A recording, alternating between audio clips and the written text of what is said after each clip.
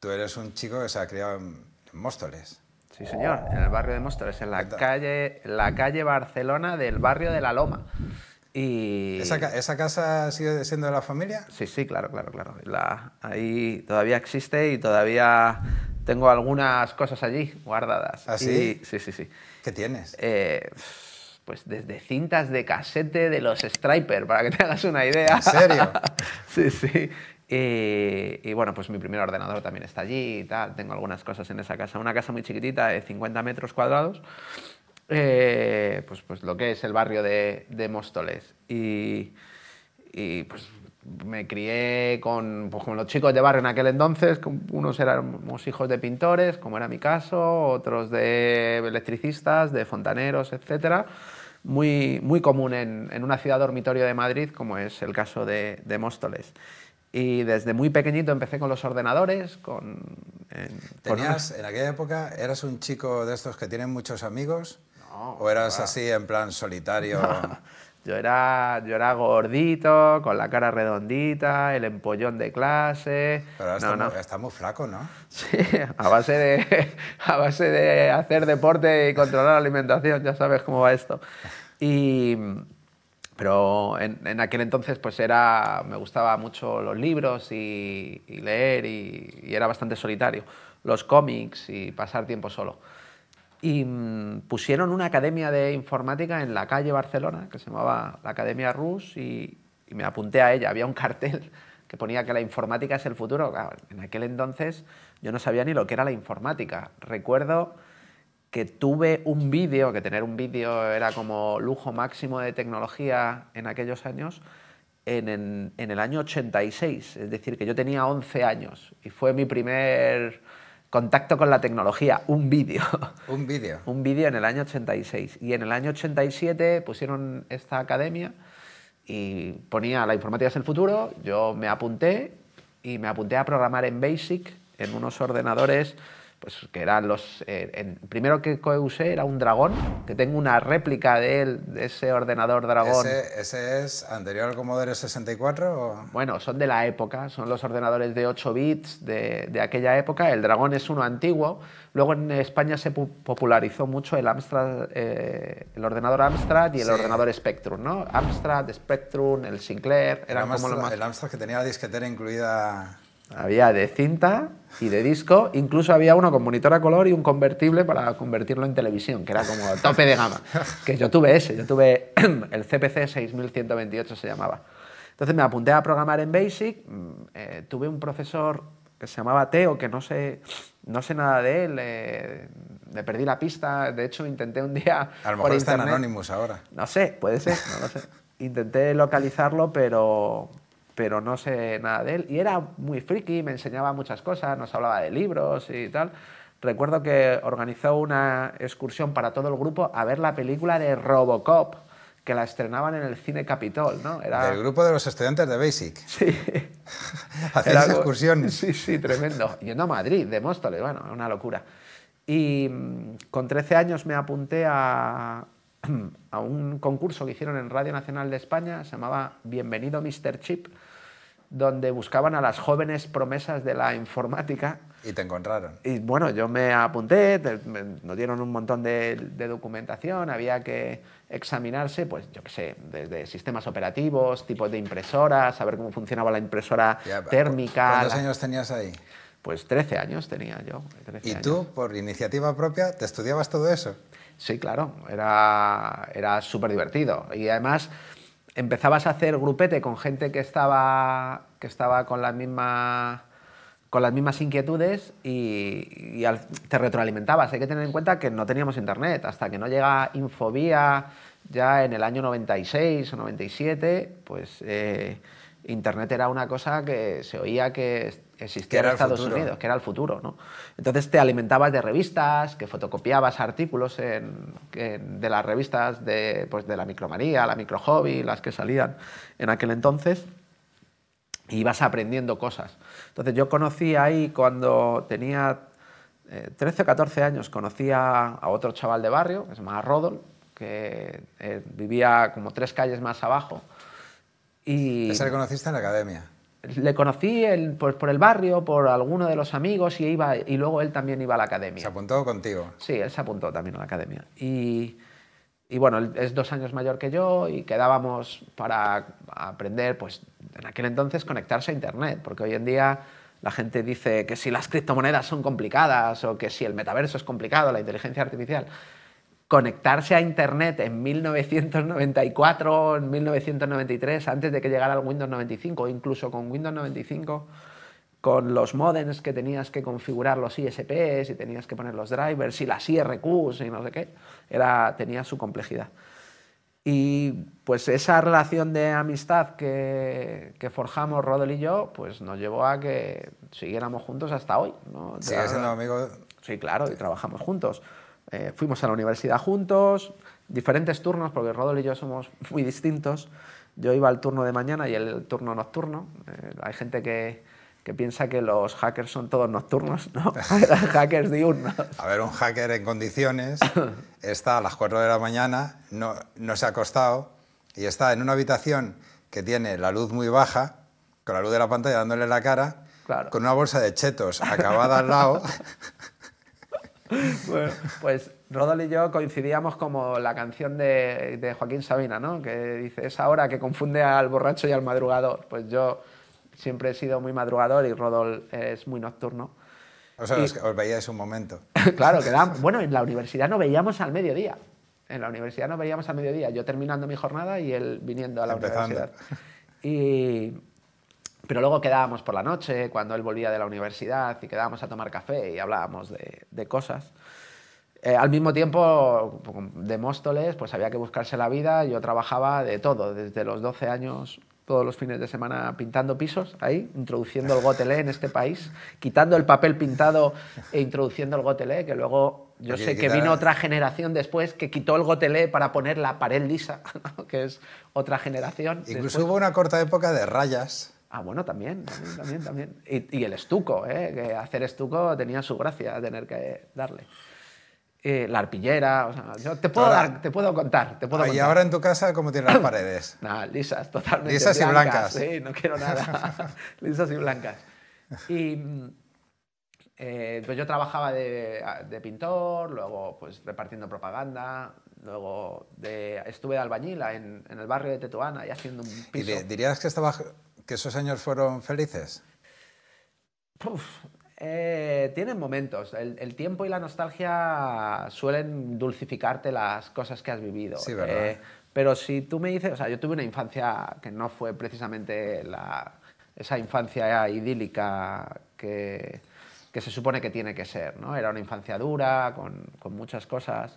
Hombre, estabas trabajando con 12 años. Sí, pero bueno, cuando te pones con ello, lo ves hasta divertido al principio, ¿no? Yo me podía ganar la vida, de hecho me gané la vida de eso.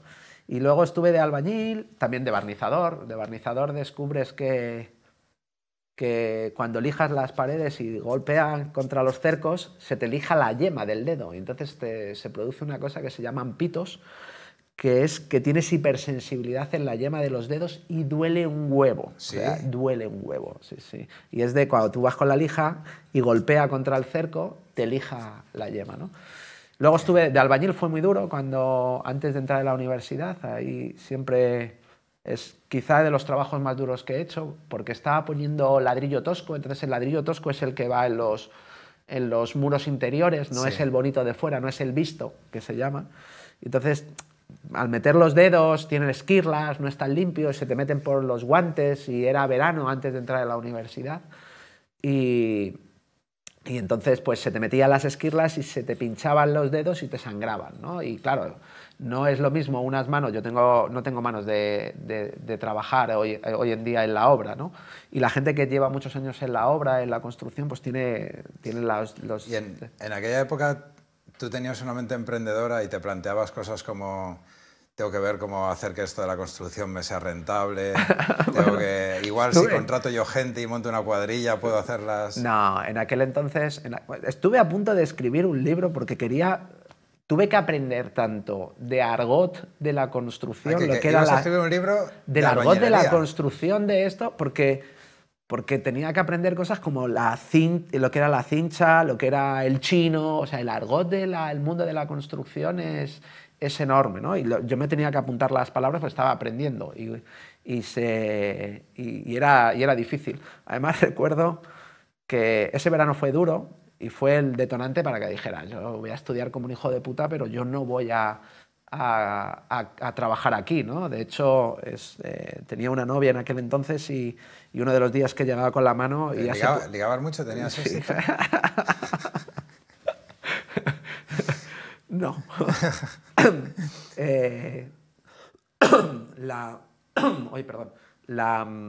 Pues eso, tenía uno de los días que llegaba con las manos... pues que me estaban sangrando. Además, como trabajaba en Tetuán, desde Móstoles era muy largo, me quedaba en casa de mi tía de entre semana para ahorrar los viajes, que era en Quintana, en el barrio de Quintana. Y entonces, uno de los viernes que venía, llegaba a la Renfe de Móstoles para verla y tal, y tenía la mano sangrando y ella se puso muy triste, ¿no? Y yo le dije, no te preocupes, que voy a estudiar como un hijo puta, pero estos dedos van a tocar ratones, no van a tocar otra cosa.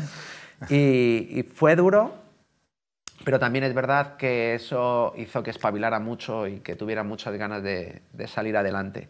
Y a partir de ahí me puse a dar clases particulares de profesor, que daba clases particulares de física, de química, de matemáticas, de contabilidad, de casi cualquier cosa. Y también me saqué el título de contable. ¿En serio? Sí, con 14... Pues te tengo que preguntar un par de cosas. Sí, no, de tus impuestos.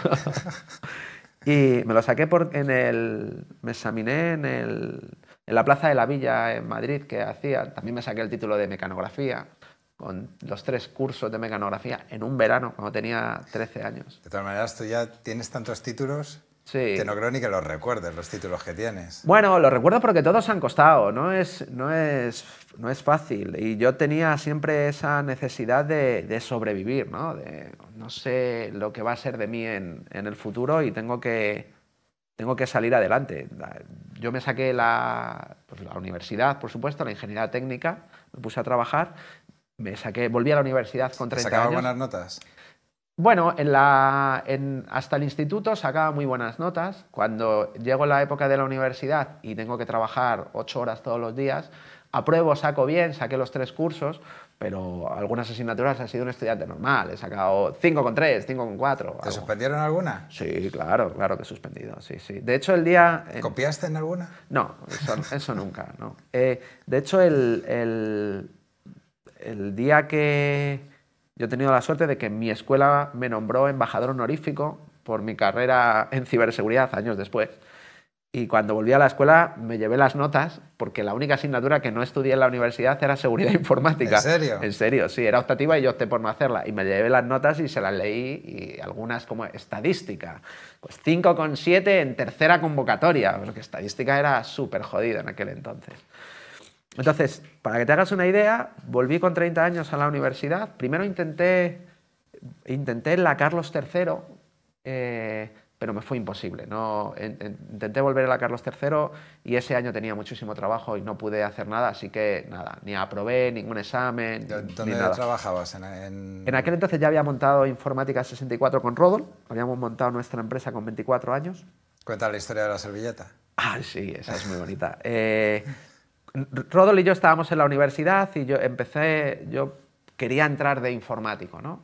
Yo daba clases particulares, daba como 6 o 8 horas al día de clases particulares, también los sábados y los domingos, y lo que hacía era, pues, cómo doy el paso a meterme en el mundo de la informática, ¿no? Quería entrar en el mundo de la informática. Entonces salió una startup en Majadahonda que se llamaba Victus Rorat, que hacía GIS, que a mí me gustaba mucho, que son los Geographical Information Systems, los sistemas de información geográfica, que básicamente son bases de datos con consultas en un mapa, como el Idealista, ¿no? Sí. Pisos en esta zona que valgan menos de tanto en alquiler, vale, ¿no? Pero en aquel entonces estaban haciendo esta industria. Entonces ellos hacían eso y yo quería aprenderlo. Entonces entré de becario sin cobrar, no tenía salario, era para aprender. Y recuerdo que yo barría y ponía los cafés. O sea, yo estaba ya aprendiendo y... ¿Barrías? Sí, claro. Lo había aprendido con 12 años en los pisos. Sé que eso no te gusta. Bueno, pero era lo que había que hacer y yo lo hacía, lo limpiaba aquello. Y luego me puse a trabajar en una empresa de freelance que se llamaba Disoft Computer, que está en la avenida de Burgos estaba en la avenida de Burgos de Madrid, y ahí pues daba cursos, reparaba ordenadores, etc. De hecho, de esa historia, que alguna vez hemos hablado tú y yo, el vecino del primero que vivía encima de Disoft Computer era Eloy Arenas, el humorista. ¿En serio? Sí, entonces yo le reparaba el ordenador a Eloy Arenas. Y Eloy Arenas, cuando me veía... ¡Qué fuerte! Cuando me veía Eloy me decía: Chema, tú eres muy listo, tú vas a llegar lejos, vas a triunfar seguro, vas a triunfar. Y yo decía, bueno, no sé, te pongo el driver de la impresora, no sé qué me pasa, Chema, tal. Y le arreglaba todo. Y de hecho hizo una obra de teatro que se llamaba Entiéndeme tú a mí, que estuvo 11 años en la Gran Vía. Sí. Y en esa obra de teatro eran 4 sketches en los que 2 personas tenían que entenderse el uno al otro, ¿no? Sí. Y el primer sketch era un informático, o sea, una persona que no sabía nada de informática, que recibía su clon convertido en ordenador. Y entonces el clon se llamaba Ron y el otro personaje era Chema Alonso. Entonces la obra empezaba diciendo: Chema Alonso, supongo, soy Ron, tu nuevo ordenador personal. ¡Qué bueno! Sí, sí. Y fue por eso esa época de Disoft Computer. Entonces, cuando estábamos trabajando ahí, yo me llevé a Rodol a trabajar conmigo a Disoft Computer, y recuerdo que a los 2 años o por ahí, después de ya aprender un poco y ya meternos en el mundo informático y viendo lo que había, Rodol había estado trabajando, porque Rodol se buscaba también la vida como podía y cargaba y descargaba electrodomésticos del Corte Inglés, los que repartían en las casas. Y entonces Rodol y yo nos íbamos a una cafetería de Móstoles pues a tomar café y a hablar como hacíamos desde los 15 años, donde hablábamos de ordenadores, del futuro, de los 64 bits, de cuando llegue, se habla de que va a llegar pues yo qué sé, en aquel entonces hablábamos de la RDSI, ¿no? Como que, ¡guau!, la RDSI va a ser la leche. Y en una de esas le dije: Rodol, vamos a montar una empresa. Y me dijo: ni de coña. O sea, su primera frase fue ni de coña. Por los impuestos, los autónomos, tal, no sé qué. Y yo le dije: mira, Rodol, la vamos a montar y vamos a salir adelante y tal, no sé qué. Entonces teníamos que montar la empresa, y yo había estado en un curso que había estado profesor y había tenido a un alumno que era muy, muy interesante. Se llamaba Andrés Somolinos, todavía me acuerdo de él, un tipo muy, muy interesante, al que le tengo mucho cariño en mis recuerdos. Y él me había contado la historia de emprender y tal, y me había dicho en una conversación que era muy importante cuando montas una empresa dejar escrito para qué la montas, ¿no? Y entonces yo cogí con Rodol. Yo conozco a Rodol. Rodol no se parece en nada a mí, somos muy diferentes. Rodol es una mente brillante y tal, pero huye de los focos, siempre le gusta estar pues, nocturno, yo soy diurno, él siempre le gusta estar en un segundo plano, y es una persona maravillosa, Rodol. Sí. Y entonces... o sea que os compenetráis bien, porque tú siempre eres la cara visible. Sí, y hemos discutido muchas veces, pero siempre sabiendo que nos queremos, ¿no? ¿Nunca os habéis enfadado en serio? No, hemos discutido 1000 veces y no... Fíjate, llevamos ya 35 años juntos, ¿sabes? Sabes que en una empresa siempre con los socios es un Rodol y peligro yo total. hemos discutido siempre, pero siempre hemos sabido que era algo importante para nosotros, ¿no? Y de hecho volvimos a esa servilleta, y en la servilleta nuestro pusimos para qué montábamos esa empresa, y era para ser los dos más felices. Eso es lo que pusimos en la servilleta, y cuando tuvimos discusiones y tuvimos que tomar decisiones de no hacer esto, no aceptar esto, perder dinero y tal, volvimos siempre a la servilleta. No fueron muchas veces, pero dije, ¿recuerdas lo que pusimos en la servilleta? ¿Dirías que lo cumplisteis? Sí, de hecho cuando volvimos... No sé si contar esto de Rodol. Rodol estará ahora en su isla de Costa Rica. Rodol... ¿Tiene una isla en Costa Rica? Sí. ¿En serio? Sí. ¿Como Jeffrey Epstein? Bueno, chiquitito, un islote ahí chiquitín. Ahí, ¿En serio? Sí, con sus caimanes y sus cosas. ¡Qué fuerte! Sí, Rodol es... Bueno, a Rodol le gusta mucho la naturaleza y la aventura y tal. Y recuerdo que... Un mensaje a Rodol para que nos invite a su isla, queremos ver los caimanes. Sí, bueno, sale en Google Maps, es muy gracioso. ¿Ah, sí? El caso es que es un islote chiquitito, ahí, muy bonito. Cuando... A ver, no cualquiera... Es que no puedes decir... mola, es un nivel, ¿eh? A ver, no puedes decir, tiene un islote, pues es un islote chiquitito, como si todo el mundo tuviera una isla. No, es que no. A ver, que eso tiene que hablar Rodol, que yo lo cuento siempre de casualidad. que cuando llegó Telefónica y Telefónica, pues, por unos azares del destino, Telefónica me quería contratar, yo dije que yo no me iba a ir a Telefónica. Digo, yo estoy con Rodol, yo no me voy a ir a Telefónica porque estoy con Rodol. Y entonces el presidente de ahora, porque me dijo, quiero que entres a... ¿Qué hay que hacer para que fiches por Telefónica? Y dije, mira, no tienes tu dinero para que yo deje a Rodol. Y dijo, vale. Te aseguro que tiene. Bueno, ese es el chiste que hago yo, porque lo que hizo fue comprar Informática 64, hacer una oferta para que nos fuéramos todos allí. Y cuando pasó eso, recuerdo la conversación con Rodol, porque nuestro nivel de confianza siempre ha sido así, de Rodol, ¿qué te apetece a ti hacer? ¿Qué hacemos? Nos separamos y me voy yo, nos quedamos juntos como estamos, nos vamos los dos juntos allí. O sea, siempre abanico de posibilidades para que decidiéramos entre los dos lo que hay. Y me dijo, ¿tú confías en esta persona? Y yo dije, a mí me parece un buen tío, me parece una persona honesta y tal. Y me dijo, bueno, pues vámonos, puede ser una aventura y tal. Y esto que pasó hace pues ya 13 años que tuvimos que tomar esa decisión, nos ha pasado muy a posteriori, porque Rodol y yo seguimos haciendo cosas juntos y proyectos. Entonces, ahora Rodol está formando parte de Telefónica también, digamos. Claro, sí, él está en mi equipo, en Telefónica Innovación Digital. Él es un arquitecto de software y está ahí programando y elige el proyecto. Cuando no está en su isla, claro. Bueno, programa desde su isla. Desde su isla. Sí, claro, sí. Programa. Rodol le gusta viajar por el mundo. ¿Y tú no tienes isla? No tengo isla. Deberías. No, bueno, no. El caso es que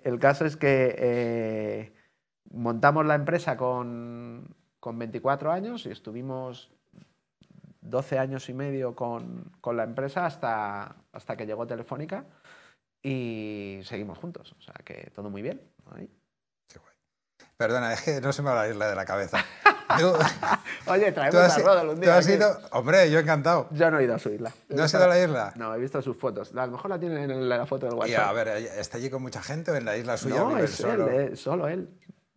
¿Tiene caimanes? Bueno, vienen ahí, se paran ahí.